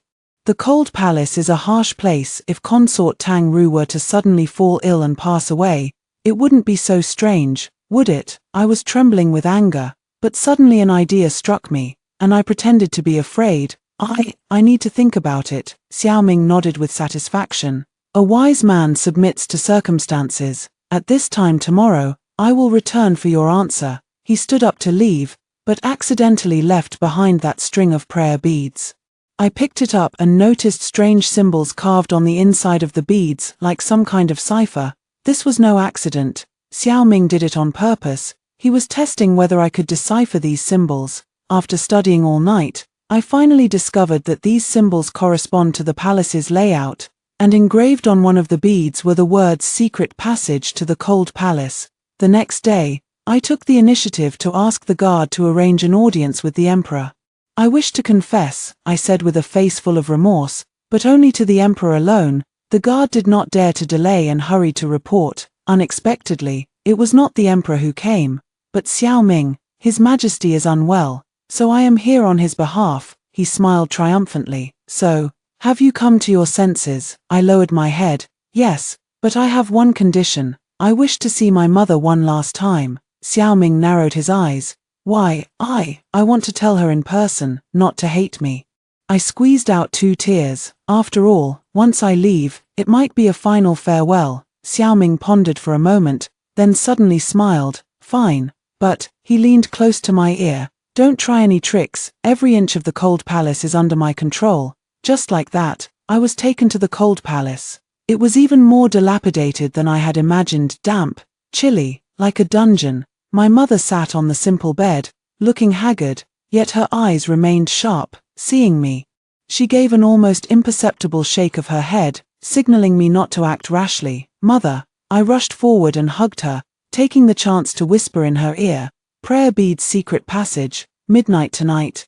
My mother stiffened for a moment, then quickly returned to normal. Xiaoxi, mother doesn't blame you. Xiao Ming interrupted impatiently. Time's up, Sister Yuxi, it's time to fulfill your promise. I reluctantly let go of my mother and followed Xiao Ming away. Returning to the place of confinement, I readily pressed my fingerprint on the confession letter. Xiao Ming put away the imperial edict with satisfaction. A wise choice. Early tomorrow morning, someone will escort you out of the capital. After he left, I immediately pulled out a hidden piece of porcelain from my sleeve, one I had broken off from a cracked bowl back in the Cold Palace. Using it, I spent a full 3 hours carving a small fish pattern under the bed plank. Exactly like the gesture Xiao Yu had taught me. I didn't know if he would see it, but it was my only hope. The hour of Z is approaching, and I wait nervously. Suddenly, a faint tap-taps occasion, in front of everyone. 3 days later, the Emperor's birthday banquet. Xiao Ming, dressed in splendid attire, sat proudly beside the Emperor. The Emperor looked sickly, coughing from time to time. Father Emperor, Xiao Ming said hypocritically, I have specially prepared a Western region dance performance to celebrate your birthday. The Emperor nodded weakly. You are thoughtful. Just as the dance began, a team of guards suddenly rushed in, led by none other than Xiao Yu. He was clad in military attire, looking dashing and imposing. Protect the Emperor. Xiao Ming immediately jumped up. The Crown Prince intends to rebel. It is you who are plotting rebellion. I strode into the hall, holding the account book high.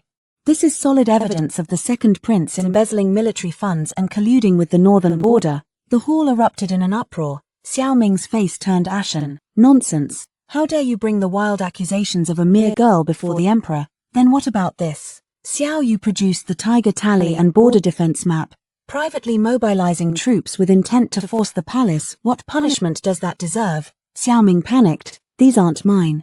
Clearly the Crown Prince is framing me. Enough. The Emperor suddenly slammed the table and stood up, showing no trace of illness whatsoever. Xiao Ming, I have long suspected your disloyalty. Today, I feigned illness to test you, but I never expected you to be so impatient.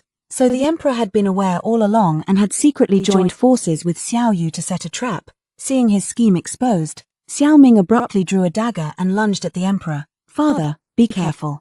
Xiao Yu leaped forward. At the critical moment, I grabbed the fish plate from the table and threw it, hitting Xiao Ming square in the face. He slipped and fell flat on his face, then was immediately subdued by the guards. Impressive skills. Xiao Yu gave me a thumbs up. I proudly tossed my hair. Of course.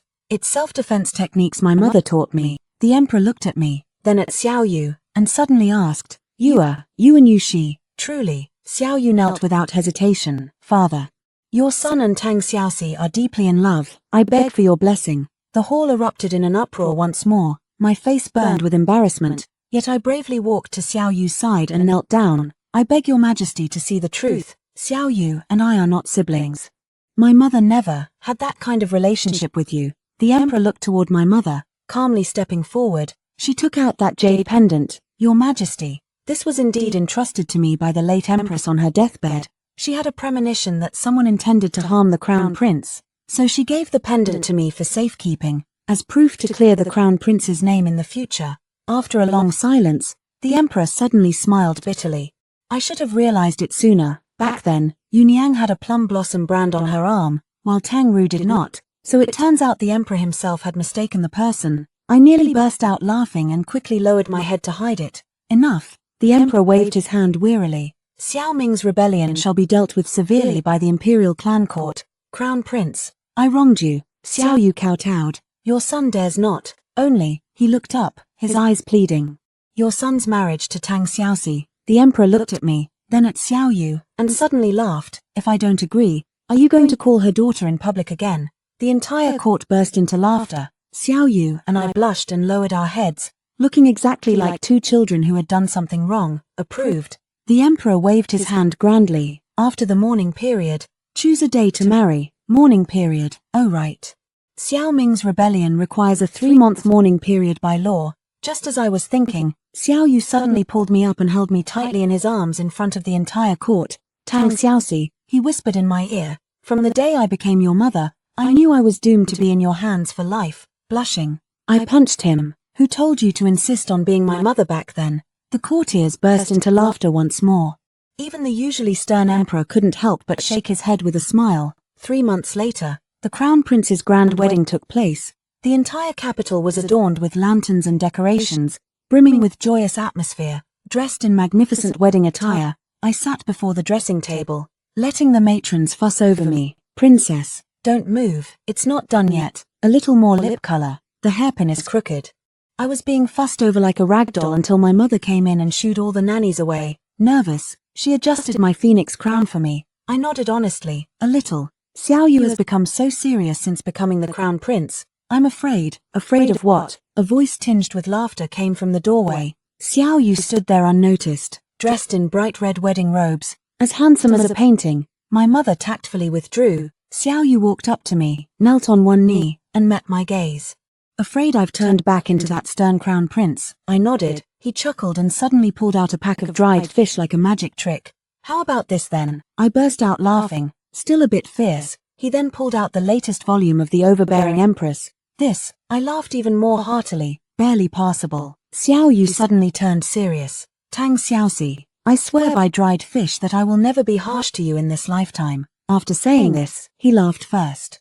What kind of weird oath is this? I laughed and threw myself into his arms. No matter what, you promised, if you dare be harsh to me later, I'll hit you with dried fish. Alright, alright, alright. Xiao Yu held me dotingly. But there's one thing I have to make clear. Who is the head of the household from now on? He deliberately put on a stern face. I rolled my eyes, pulled a dried fish from my sleeve, and dangled it before him.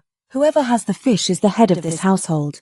Xiao Yu laughed heartily, leaned down, and kissed me. Deal, my little dried fish princess. Under the glow of red candles, the silk curtains swayed gently. That night, the former mother and son finally became a couple, and the debate over who was the head of the household was likely to last a lifetime. But it didn't matter, we had all the time in the world, a lifetime's worth of dried fish to nibble on. Slowly, extra story 1. The Crown Princess's troubles. 3 months after the grand wedding, I encountered a serious problem. Xiao Yu was too clingy. Your Highness, could you please stop following me? I turned around and glared at the tail behind me. I need to use the restroom. Xiao Yu looked innocent. The Eastern Palace has been unsettled lately. I'm just protecting you. Bullshit. I stomped my foot in anger. You just want to sneak a peek at my newly bought sequel to The Overbearing Empress. Xiao Yu, having been exposed, awkwardly rubbed his nose. Ever since our grand wedding, this crown prince, who appeared so dignified in front of others, had increasingly acted like a rogue around me. One day after the morning court session,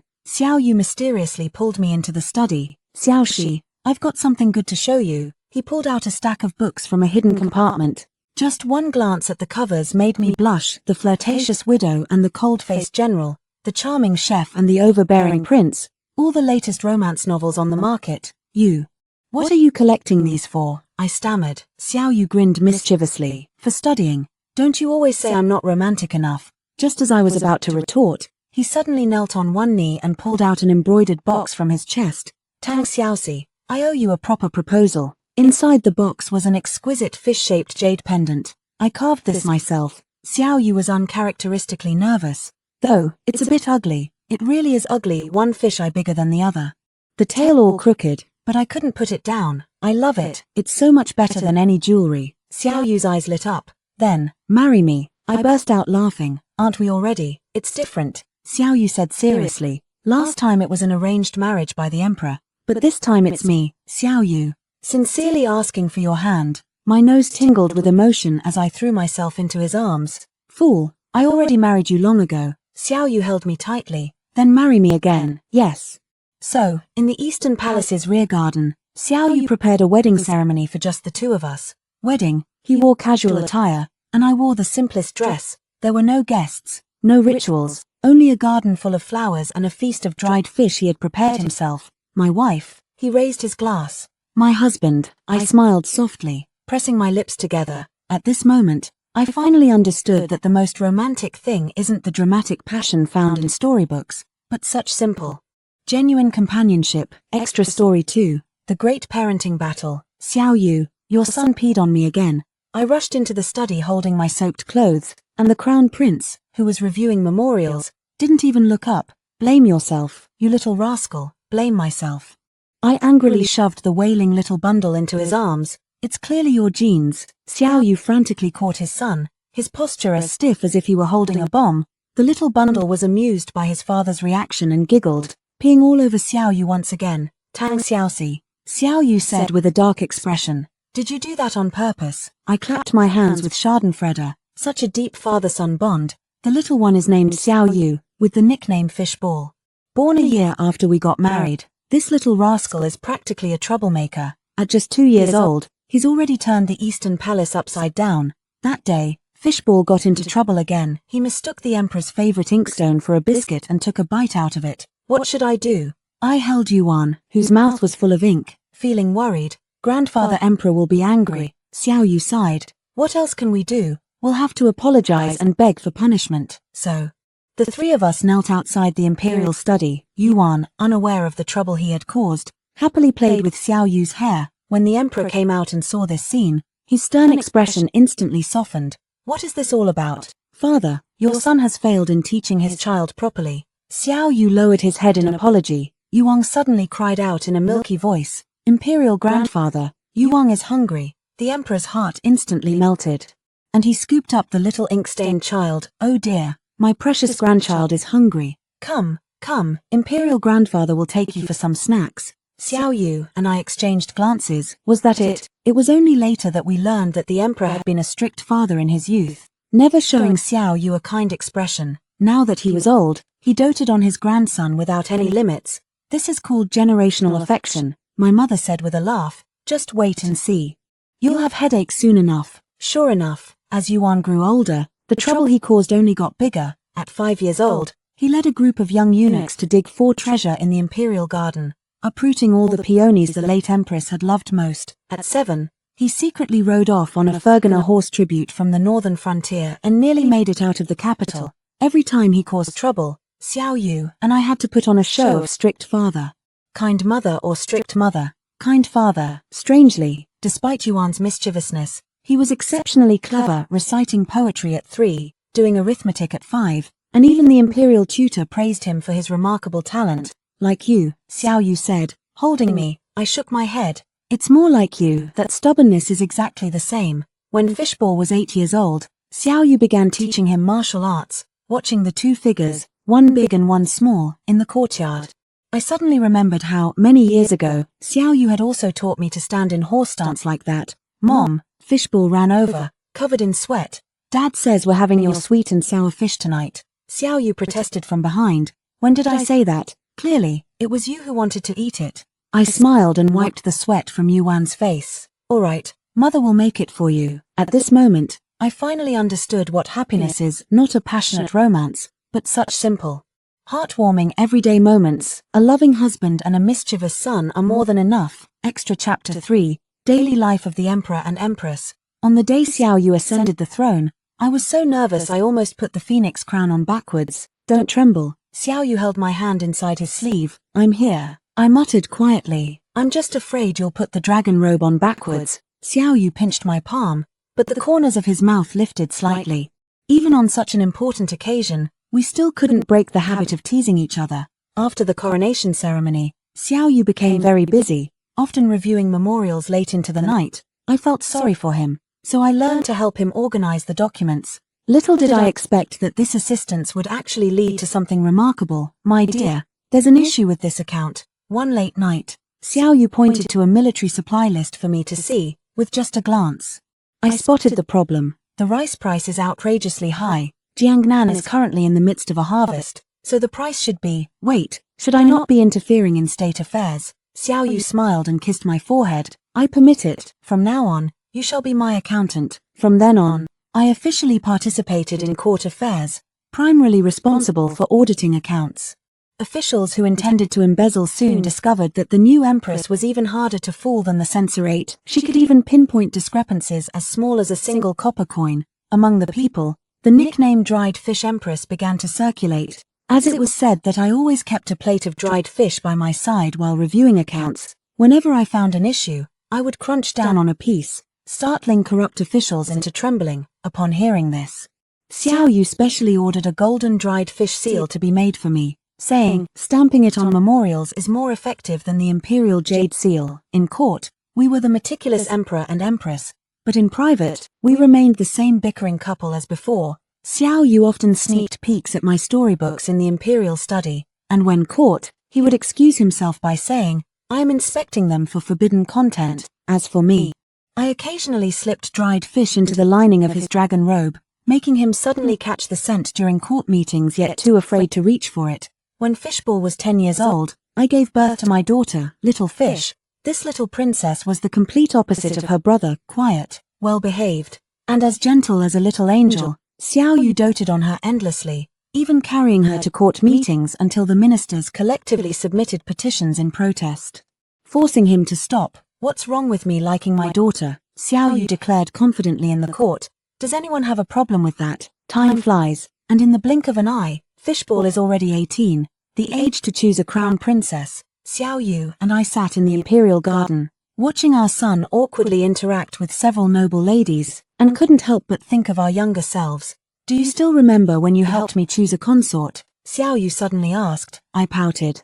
I remember. You really did choose Yuanqing. Xiao Yu protested. I only said that to make you angry. I snorted, then suddenly thought of something. By the way, what happened to Yuanqing later? She married Lin Jiro's brother, had 3 children, and is doing well. I feel a bit emotional. Those heated confrontations back then have now become amusing anecdotes to share after meals.